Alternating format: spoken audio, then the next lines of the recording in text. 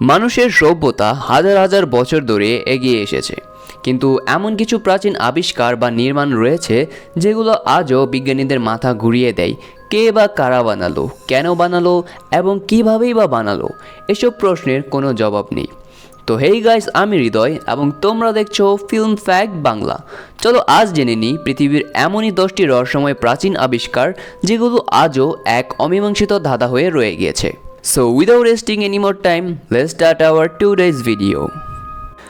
নম্বর 1-এ রয়েছে বলিভিয়াতে অবস্থিত পুমাপুঙ্কু।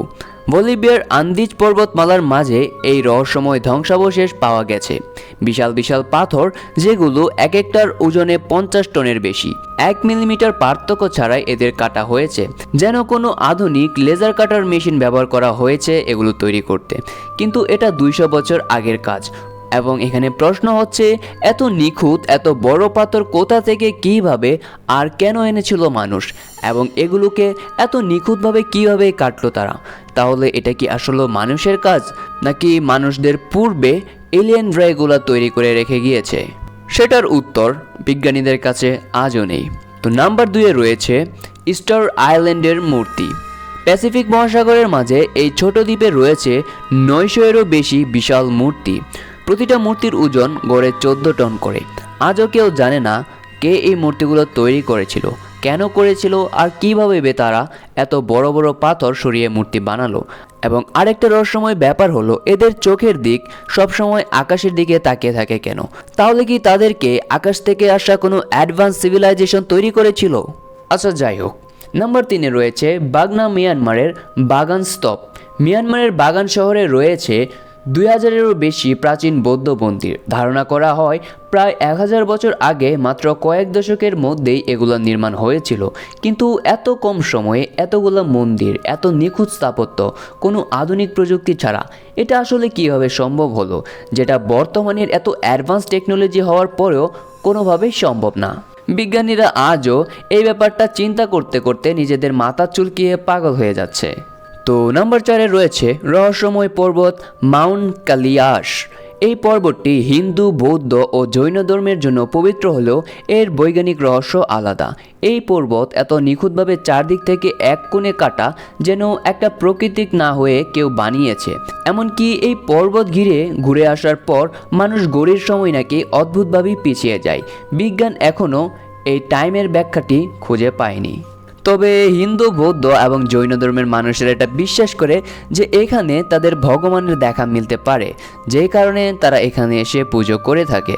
তো নাম্বার 5-এ রয়েছে মিশরের গ্রেট পিরামিড অফ গিজা। 4500 বছর আগের এই পিরামিডগুলো তৈরি হয়েছিল এত নিখুঁতভাবে, যেন আজকের 3D মডেলিং দিয়ে বানানো হয়েছিল সেই পুরনো দিনে। প্রতিটা পাথরের ব্লক 7 থেকে 8 টনের মধ্যে, আর এগুলো এমনভাবে বসানো যে একটি ব্লেড ফাঁকে ঢুকবে না। কিন্তু এত নিখুঁত হিসেব তখন কিভাবে করলো মানুষ? আর এত ভারী পাথর তারা কিভাবে তুললো? এই পিরামিডকে ঘিরে আজও অনেক সত্য লুকিয়ে আছে।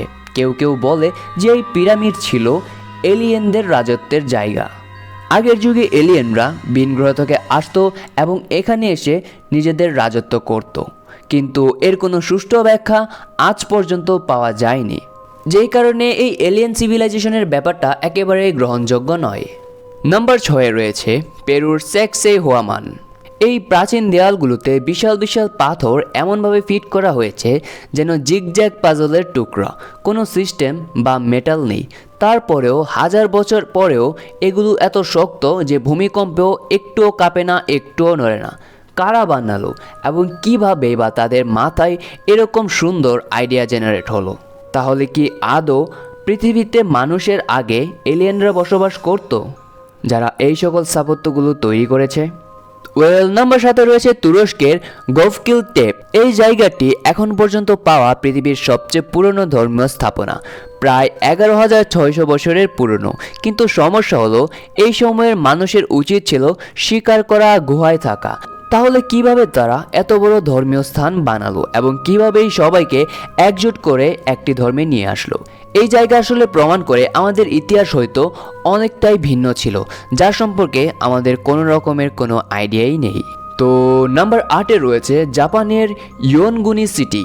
জাপানের নিচে সাগরের তলায় পাওয়া গেছে এই বিশাল পাথরের সিঁড়ির মতো গঠন, মনে হয় যেন কোনো হারানো শহর। অনেকে বলে এটা প্রাকৃতিক, কিন্তু অনেকেই বলেন এটা এক হারানো সভ্যতার তৈরি। যদি এটা সত্যি হয় তাহলে তো একেবারে নতুন ইতিহাস লেখা লাগবে।